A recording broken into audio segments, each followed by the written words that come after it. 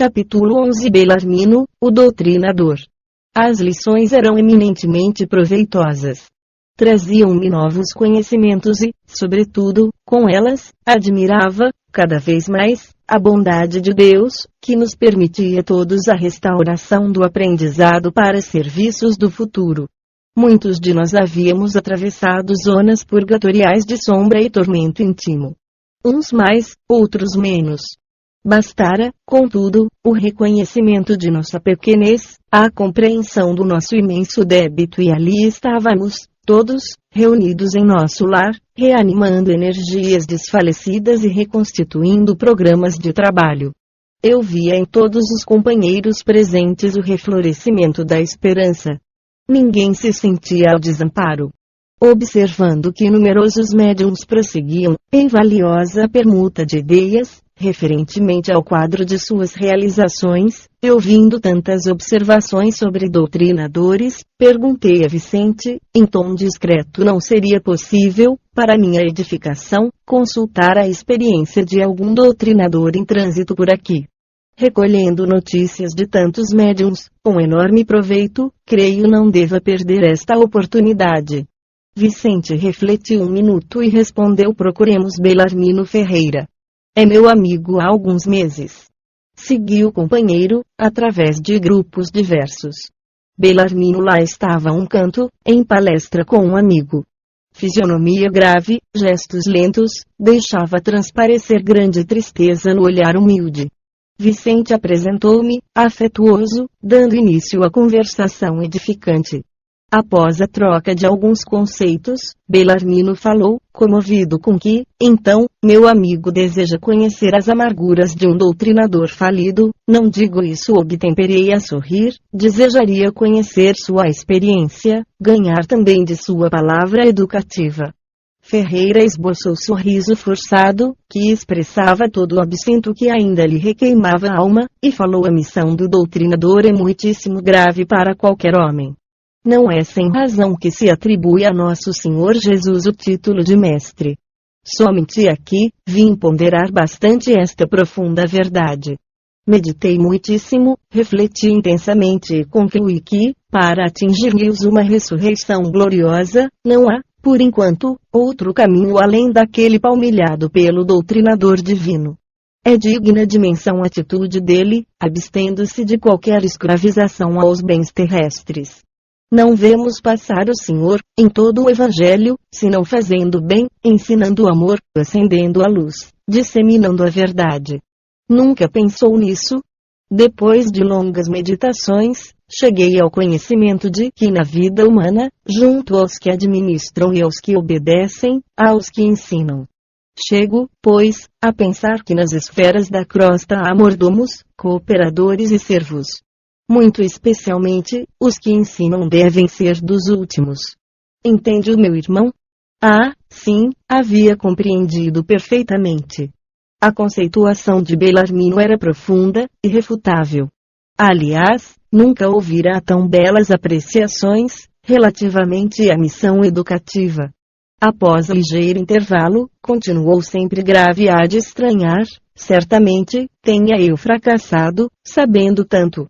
Minha tragédia angustiosa, porém, é a de todos os que conhecem o bem, esquecendo-lhe a prática. Calou-se de novo, pensou, e prosseguiu: faz muitos anos, saí de nosso lar com tarefa de doutrinação no campo do espiritismo evangélico. Minhas promessas, aqui, foram enormes. Minha abnegada Elisa dispôs-se a acompanhar-me no serviço laborioso. Ser-me-ia companheira desvelada, abençoada amiga de sempre. Minha tarefa constaria de trabalho assíduo no Evangelho do Senhor, de modo a doutrinar, primeiramente com o exemplo, e, em seguida, com a palavra. Duas colônias importantes, que nos convizinham, enviaram muitos servos para a mediunidade e pediram ao nosso governador cooperasse com a remessa de missionários competentes para o ensino e orientação.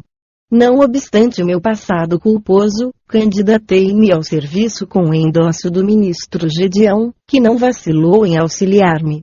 Deveria desempenhar atividades concernentes ao meu resgate pessoal e atender à tarefa honrosa, veiculando luzes a irmãos nossos nos planos visível e invisível.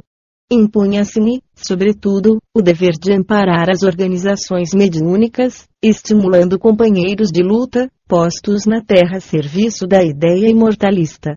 Entretanto, meu amigo, não consegui escapar à rede envolvente das tentações. Desde criança, meus pais socorreram-me com as noções consoladoras e edificantes do espiritismo cristão. Circunstâncias várias, que me pareceram casuais, situaram-me o esforço na presidência de um grande grupo espiritista. Os serviços eram promissores, as atividades nobres e construtivas, mas enchi-me de exigências, levado pelo excessivo apego à posição de comando do barco doutrinário. 8 médiuns, extremamente dedicados ao esforço evangélico, ofereciam-me colaboração ativa, contudo, procurei colocar acima de tudo o preceito científico das provas insofismáveis.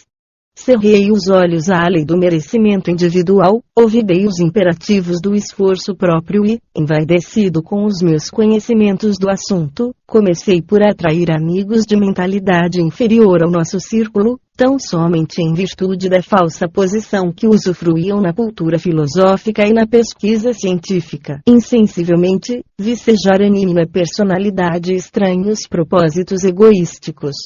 Meus novos amigos queriam demonstrações de toda a sorte, ansioso por colher colaboradores na esfera da autoridade científica, eu exigia dos pobres médiuns longas e porfiadas perquirições nos planos invisíveis.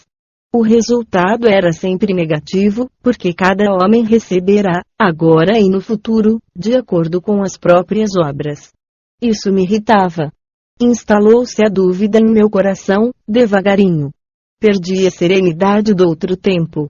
Comecei a ver nos médiuns, que se retraíam aos meus caprichos, companheiros de má vontade e má fé. Prosseguiam nossas reuniões, mas da dúvida passei à descrença destruidora. Não estávamos num grupo de intercâmbio entre o visível e o invisível. Não eram os médiuns simples aparelhos dos defuntos comunicantes. Por que não viriam aqueles que pudessem atender aos nossos interesses materiais, imediatos? Não seria melhor estabelecer um processo mecânico e rápido para as comunicações? Por que a negação do invisível aos meus propósitos de demonstrar positivamente o valor da nova doutrina? Debalde, Elisa me chamava para a esfera religiosa e edificante, onde poderia aliviar o espírito atormentado. O Evangelho, todavia, é livro divino e, enquanto permanecemos na cegueira da vaidade e da ignorância, não nos expõe seus tesouros sagrados. Por isso mesmo, taxava-o de velharia. E, de desastre a desastre, antes que me firmasse na missão de ensinar, os amigos brilhantes do campo de cogitações inferiores da Terra arrastaram-me ao negativismo completo.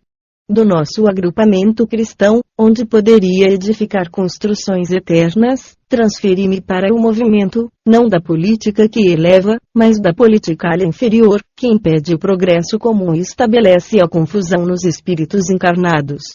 Por aí, estacionei muito tempo, desviado dos meus objetivos fundamentais, porque a escravidão ao dinheiro me transformara aos sentimentos.